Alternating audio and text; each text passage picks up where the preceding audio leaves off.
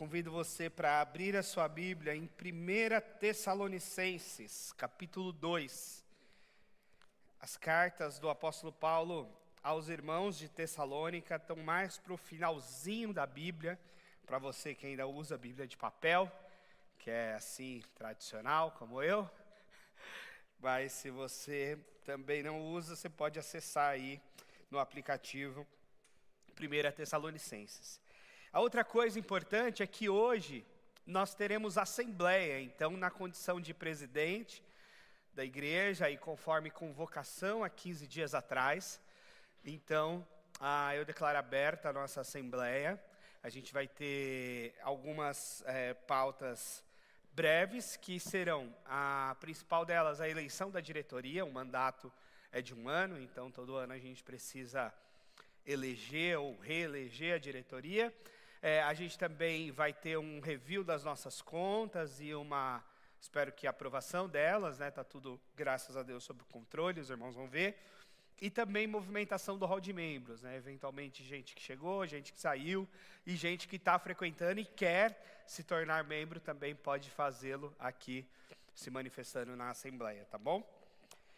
Mas vamos à palavra de Deus. A gente está conversando sobre relacionamentos discipuladores, né? Como é que é essa vivência no seguimento a Jesus, discipulando, sendo discipulado e tendo as nossas relações pautadas nisso.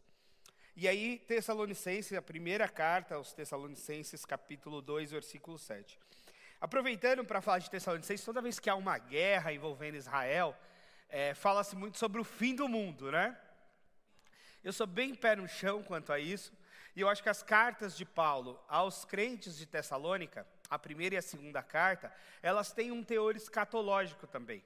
Não no sentido da revelação apocalíptica da coisa, mas da instrução de Paulo, porque os irmãos de Tessalonicenses também tinham uma certa tendência de expectativa da volta de Jesus, da segunda vinda e tal. Eles achavam que ia ser naquele momento. Então as cartas de Paulo aos irmãos da Tessalônica, tanto a primeira quanto a segunda carta, acalma o coração. Paulo estabelece ali como é que vai ser, instrui um pouco a respeito da volta do Senhor. E em resumo, dizem para eles: olha, fiquem tranquilos, trabalhem, toquem o dia a dia. Quando Jesus vir, vai ser surpresa para todo mundo e vamos seguir em frente. É basicamente isso. Mas não é esse o nosso tema. Nosso tema são os relacionamentos aqui. 1 Tessalonicenses 2, 7. A palavra de Deus diz assim: embora como apóstolos de Cristo, Paulo está falando dele, mas está falando também de Silvano e Timóteo, que ele coloca como coautores da carta. Embora como apóstolos de Cristo, nós três, digamos assim, pudéssemos ter sido um peso, fomos bondosos quando estávamos com vocês, como uma mãe que cuida dos próprios filhos.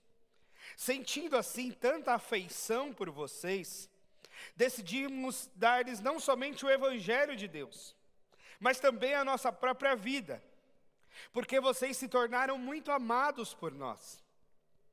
Irmãos, certamente vocês se lembram do nosso trabalho esgotante e da nossa fadiga.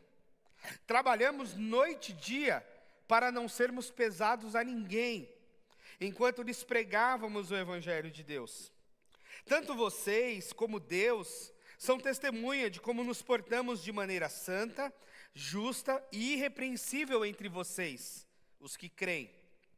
Pois vocês sabem que tratamos cada um como um pai trata os seus filhos, exortando, consolando, dando testemunho, para que vocês vivam de maneira digna de Deus, que os chamou para o seu reino e glória.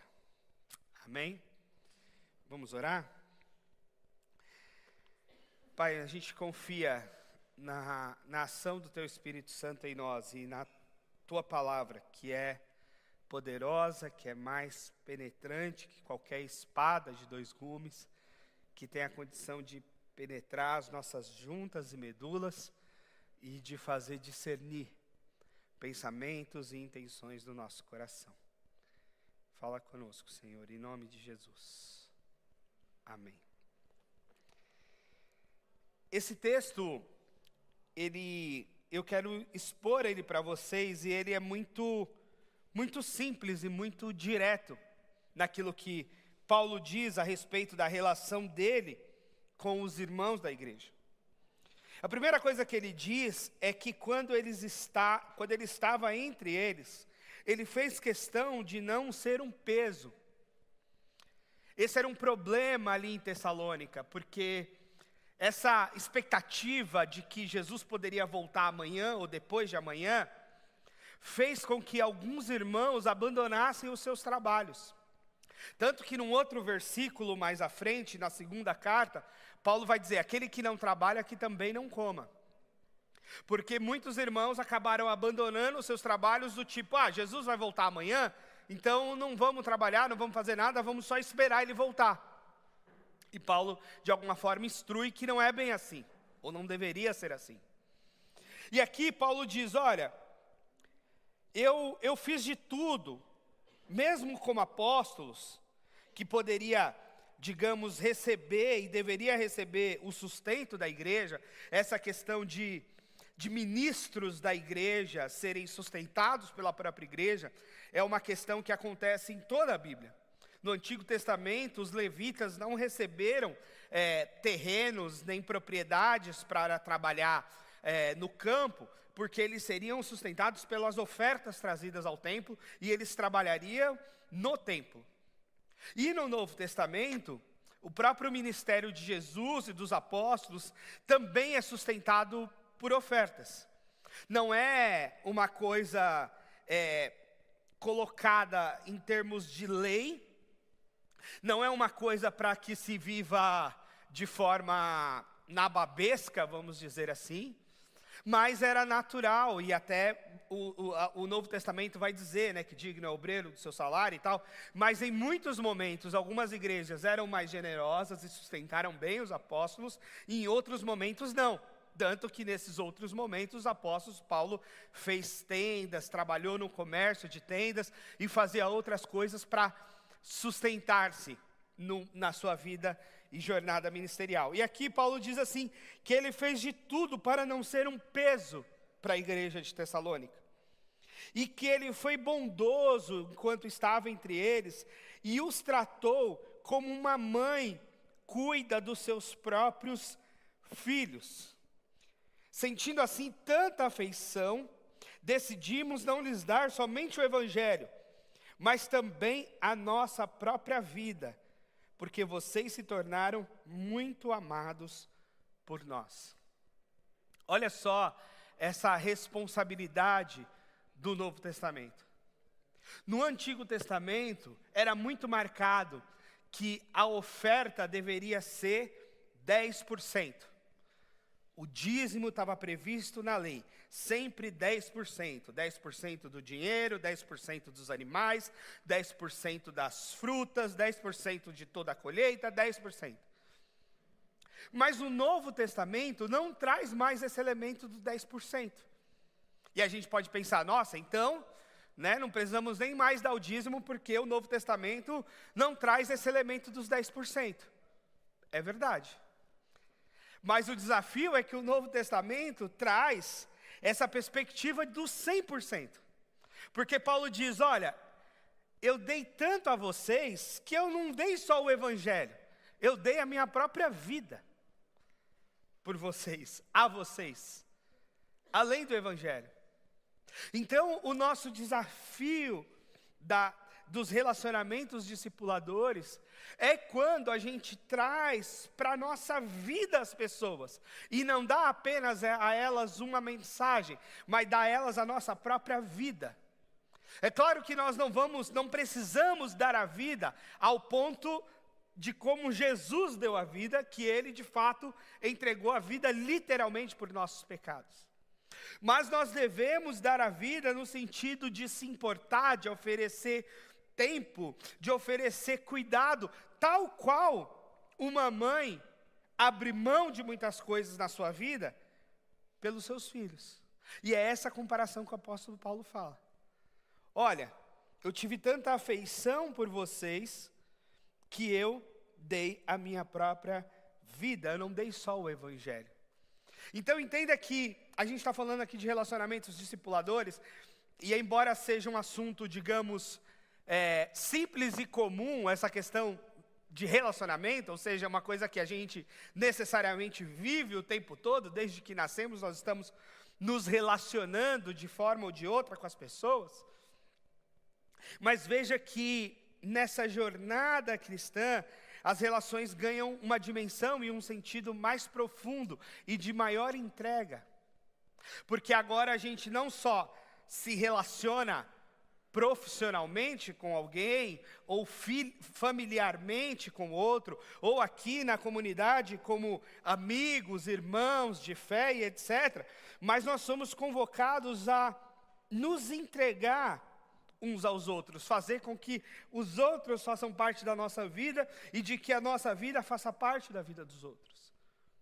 Então perceba que há um outro nível relacional que nós somos desafiados. E eu sei, isso é muito contracultural com o nosso tempo.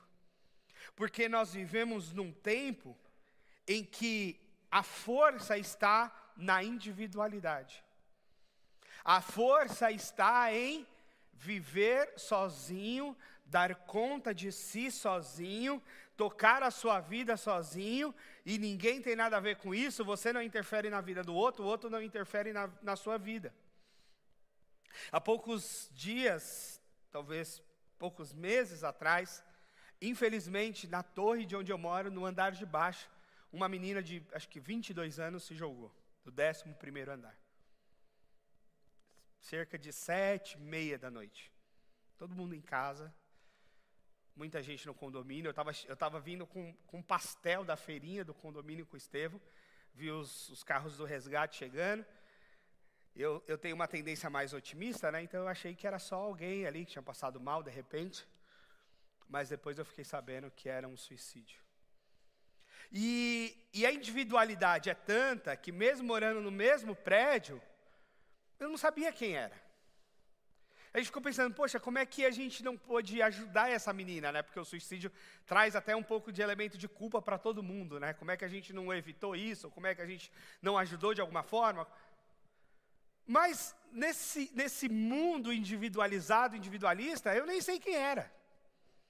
Talvez eu tenha visto, talvez eu tenha subido ou descido no mesmo elevador, mas eu não sei quem era, eu não sei o nome, eu não sei o rosto. Eu não sei o que ela estava vivendo, qual foi o motivo, qual nível de doença mental, ou de perturbação espiritual, ou de conflitos outros. E eu acho que um suicídio, né, tem várias causas graves, misturadas. Mas a gente não sabe, eu não sei como é que estão aqueles pais, eu não sei como é que eles estão lidando com isso, se eles estão bem ainda morando ali, se eles decidiram sair de lá, se eles ainda moram lá, inclusive, ou se eles já foram embora diante de um trauma desse, sei lá. E isso é a cara do nosso tempo, né? A gente mora em condomínios, a gente mora, e mesmo quem mora em casas de rua, mas a gente não se conhece, a gente não sabe quem é quem. Eu não conheço, eu não sei o nome de nenhum dos meus vizinhos do meu andar. O meu andar tem 8 apartamentos. É o meu e mais 7, eu não sei. Não sei quem são. Eu acabei me relacionando um pouco mais, a gente acaba se relacionando um pouco mais com alguns pais que têm crianças, eventualmente, na idade do Estevão, porque daí rola um pouquinho de interação, enquanto as crianças estão ali no play, brincando no térreo, a gente consegue interagir um pouco ali entre os pais, e aí a gente consegue saber o nome de um, de outro, conversar um pouquinho. Isso é a cara do nosso tempo, é a cara de São Paulo, é a cara da nossa cidade, né? Cada um na sua correria, cada um no seu dia a dia, cada um com as suas coisas. Mas o evangelho, nesse aspecto, ele também é contracultural. Ele também vai na contramão do espírito desse tempo individualista. Por quê? Porque o evangelho, ele é necessariamente coletivo. Ele é necessariamente comunitário. Deus, no Antigo Testamento, para se revelar ao mundo, chama um povo, Israel. No Novo Testamento, ele refaz uma nova aliança e chama novamente um outro povo, a igreja. Então é sempre comunitário, é sempre coletivo. nunca tratando ninguém como uma ilha, nunca isolando ninguém. Pelo contrário, o Salmo vai dizer que diante de Deus o órfão encontra a família, encontra a comunidade. E o que Paulo diz aqui é que essa experiência comunitária fez com que ele entregasse o Evangelho, mas não só o Evangelho, fez com que ele entregasse a própria vida aos irmãos. Abrir espaço. Então, quando a gente está falando de relacionamento discipulador, a gente está falando de abrir espaço na nossa vida para as pessoas. Estranho, né? Estranho, incomum para o nosso tempo. Onde a gente está muito fechado, onde a gente não se abre nem entre os consanguíneos de dentro da mesma casa. Onde a gente tem costume de se isolar no nosso quarto, de entrar ali dentro das nossas redes sociais, no nosso próprio celular, e nos fechar naquele mundo. Paulo diz, não, a gente dá o Evangelho e a gente dá a própria vida em interação, em comunhão uns com os outros. E ele diz, irmãos, certamente vocês se lembram do nosso trabalho esgotante, da nossa fadiga. Trabalhamos dia e noite para não sermos pesados a ninguém, enquanto lhes pregávamos o Evangelho de Deus. Tanto vocês como Deus são testemunha de como nos portamos de maneira santa, justa e irrepreensível entre vocês que creem. E aí o desafio de abrir a vida é que quando a gente abre a vida, a gente fica mais vulnerável aos olhares do outro, a gente fica mais vulnerável à opinião do outro, a gente fica mais vulnerável à observação do outro. Porque quando a gente se fecha, e o se fechar, pelo menos aqui no modelo do nosso tempo e do nosso ethos de paulistano, é meio que também uma proteção, do tipo, não se mete na minha vida, você não tem nada com isso, não quero sua opinião, não quero saber, né? Às vezes alguns fazem cara de bravo assim mesmo, para poder não abrir o menor espaço, para que ninguém diga como a gente tem que viver, para que ninguém se intrometa na nossa vida, para que ninguém ouse falar do nosso modelo, do nosso sistema, dos nossos costumes, da nossa cultura, do nosso jeito de ser. Nós não queremos que ninguém nos dê pitaco nenhum. E quando a gente vive em família, a gente já tem essa dificuldade, porque na mesma casa a coisa, né, vai se misturando. Mas quando a gente vive sozinho, a gente se isola mais. Eu morei sozinho um tempo. A gente fica tão acostumado a esse ritmo solo que qualquer coisa fora do lugar, qualquer coisa fora da nossa rotina, qualquer coisa fora do padrão nos causa incômodo e estranheza, porque a gente está ali fechado e acostumado naquele ritmo e daquele jeito. E Paulo diz, olha, não, vocês podem ver e vocês observar a minha vida entre vocês, como eu me portei de maneira santa, justa e irrepreensível. Ao desafio da maturidade cristã, a gente ter uma vida participativa na comunidade, participativa nos relacionamentos, de troca de afeto, de troca de amizade, e sermos santos, justos e irrepreensíveis. Demonstrarmos aos nossos amigos, à nossa vizinhança, aos nossos colegas de trabalho, aos nossos colegas de faculdade, a forma como nos portamos numa virtude de santidade, de pureza, numa virtude de justiça, fazemos e agimos com justiça, fazendo o que é correto, o que é justo, e de forma irrepreensível, de forma que a gente não tenha nada do que se envergonhar e que a gente não tenha nada do que ser repreendido. Sim, porque se nós abrirmos a nossa vida às pessoas, naturalmente nós nos abriremos para a repreensão. E, irmãos, a gente está muito pouco acostumado a isso, não é verdade? a gente se fere muito com qualquer repreensão.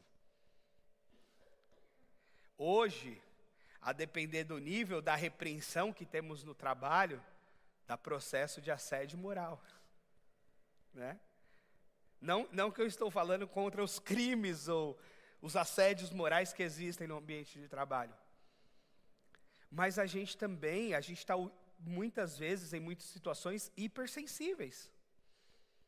Não absorvemos nem um pouco bem nenhum tipo de repreensão. E aqui eu não estou dizendo que ser repreendido seja uma coisa gostosinha de ouvir.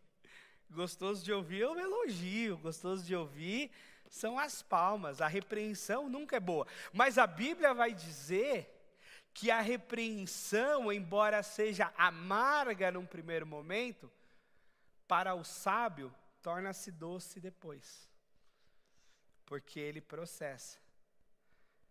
E inclusive, Provérbios vai dizer que repreenda o sábio e ele te amará.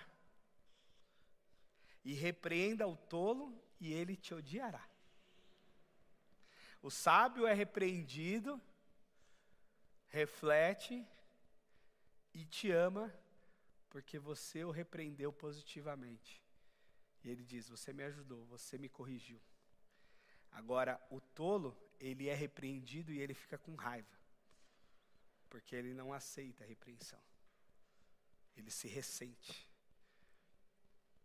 O desafio para nós é, primeiro, sermos irrepreensíveis. Esse é o grande desafio. Mas como a gente não dá conta de ser irrepreensível o tempo todo, então a gente precisa saber que quando somos repreendidos, a gente precisa absorver essa repreensão e entender. Poxa, faz sentido. Faz sentido essa repreensão. Eu preciso melhorar nisso.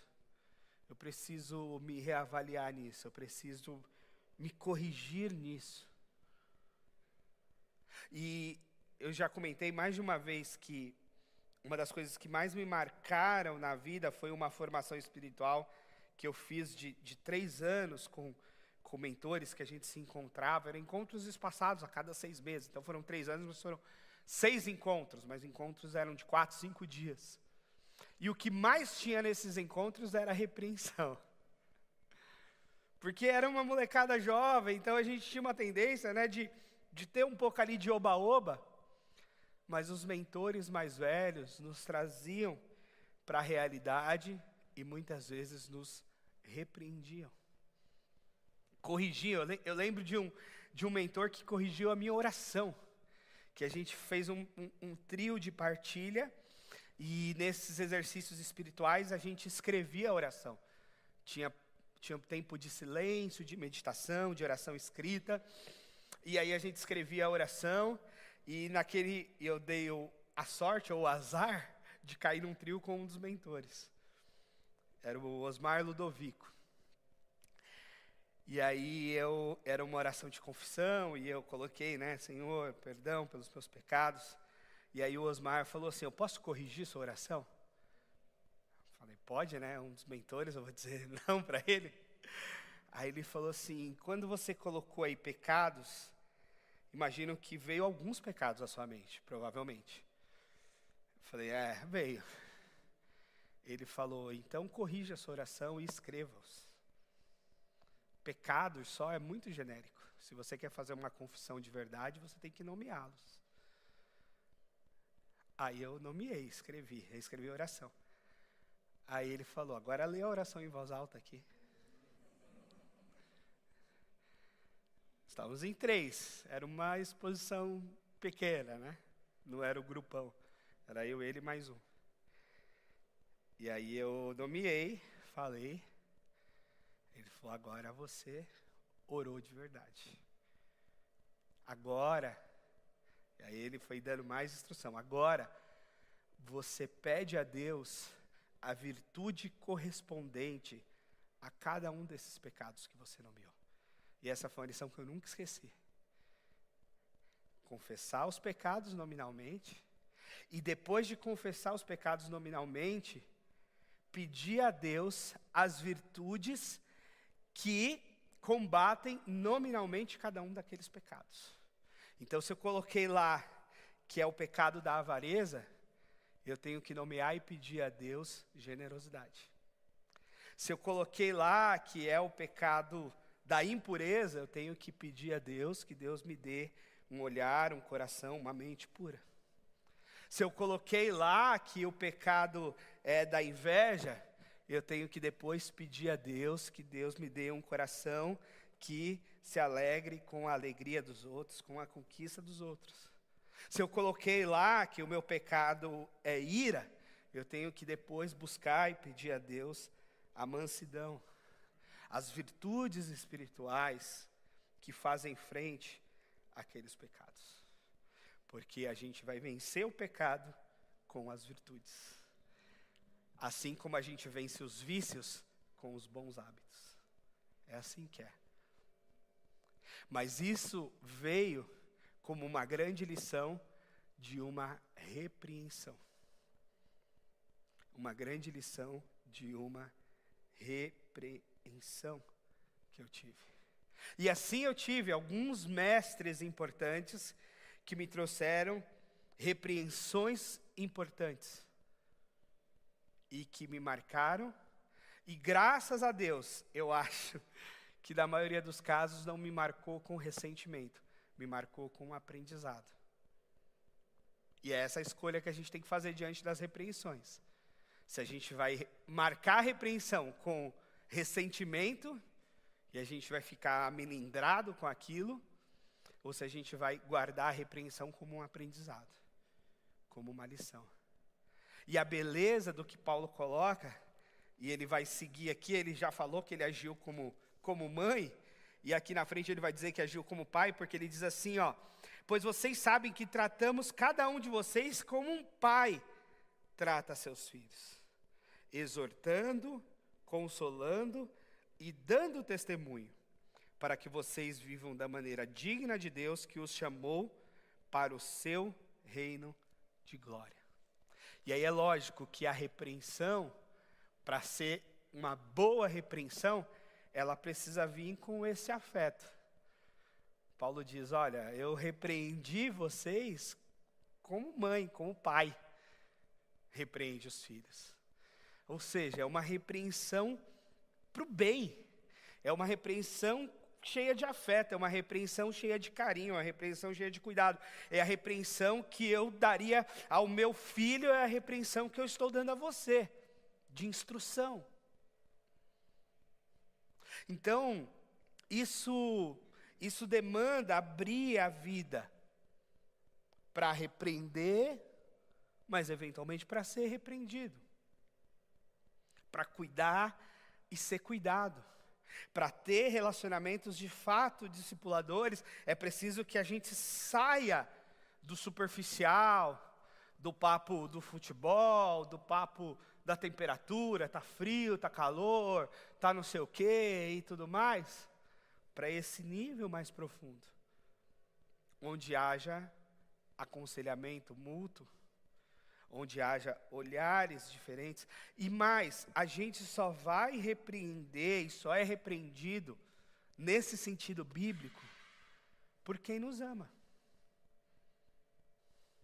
Porque se você não ama, você olha o erro e fala assim, deixa ele quebrar a cara, não tenho nada com isso.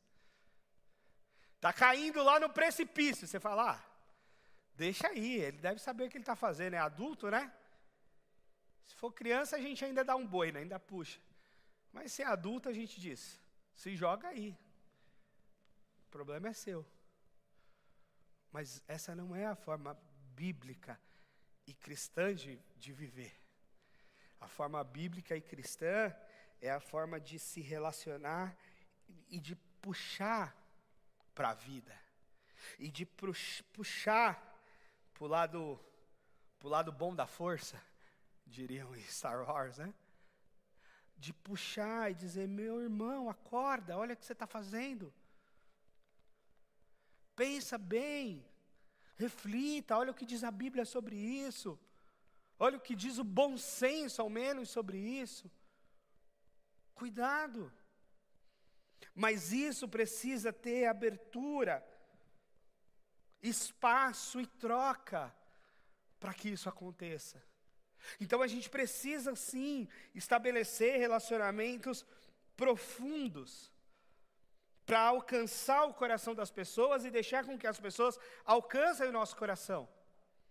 Para a gente ajudar e ser ajudado, para a gente cuidar e ser cuidado, uns pelos outros. E quando as pessoas percebem a gente se importar com elas, inclusive com elas lá de fora, a gente ganha um sentido maior e um respeito muito maior, do tipo, cara, você está se importando comigo? Chega a ser estranho.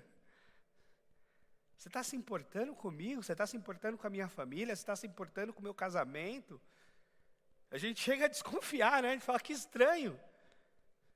É isso mesmo. A gente está se importando.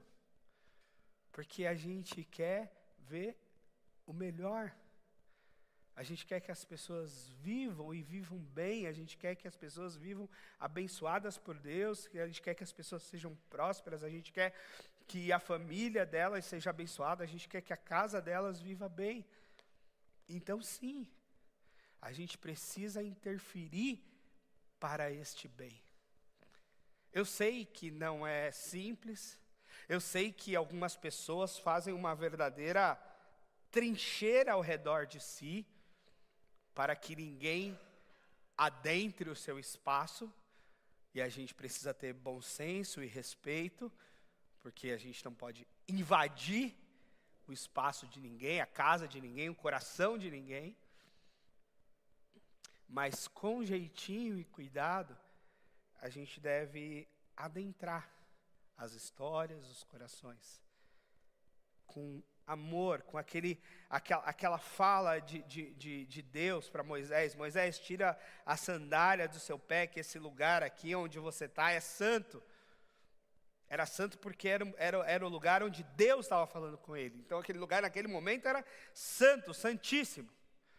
E quando a gente entra na vida das pessoas para dar uma palavra de Deus para elas, essa vida e esse lugar também é santo. Então a gente entra com cuidado, com respeito, com uma certa reverência, com discrição, não é? Porque não é para a gente falar da vida do outro e falar para o outro da vida do outro e falar...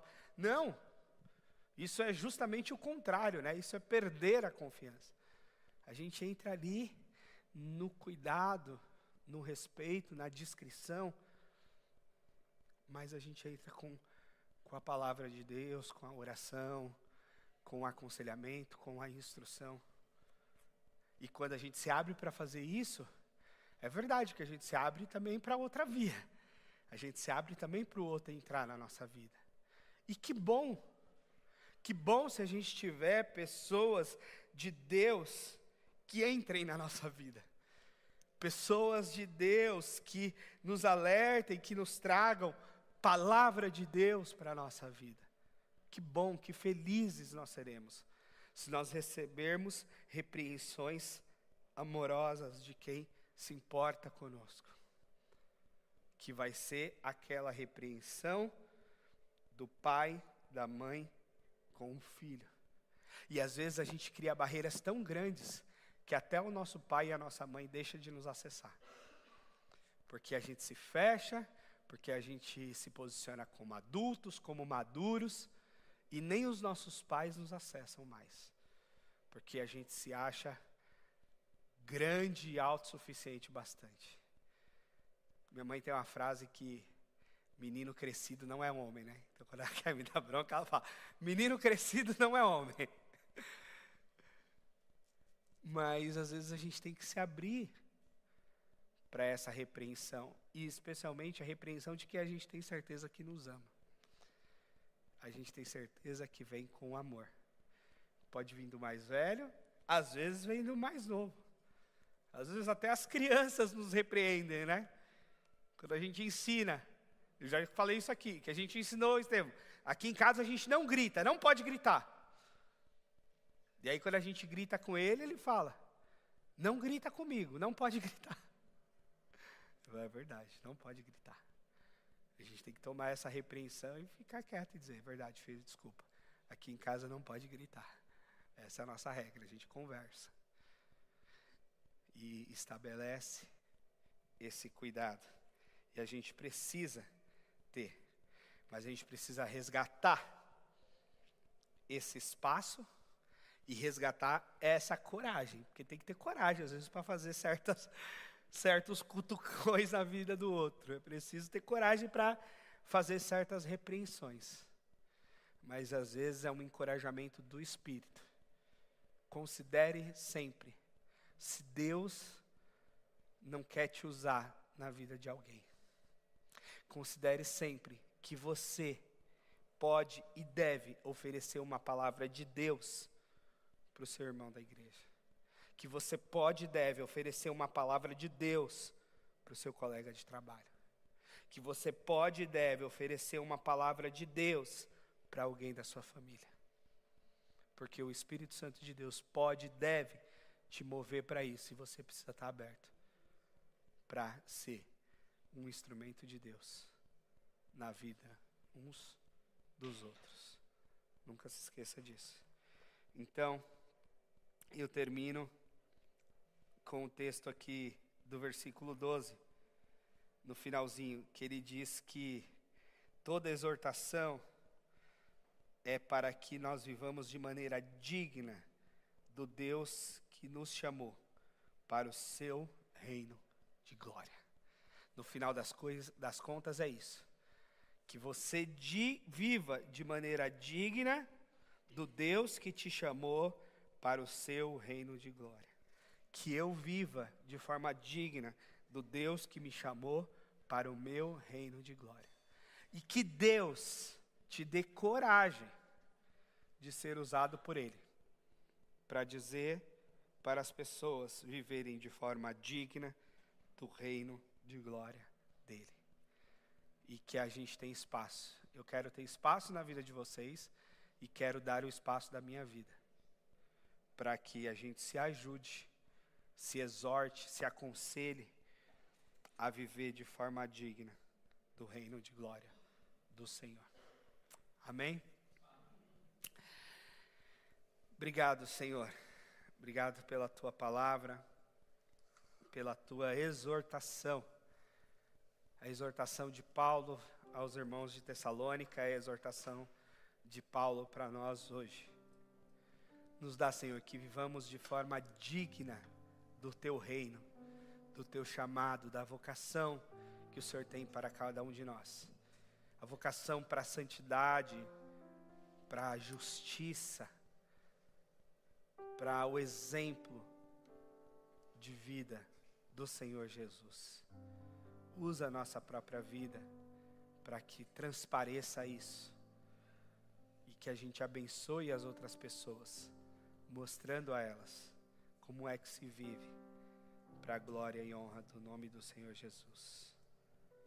Nos ajuda, Pai, com coragem e ousadia e toda a capacitação do Espírito Santo para isso. Em nome de Jesus. Amém.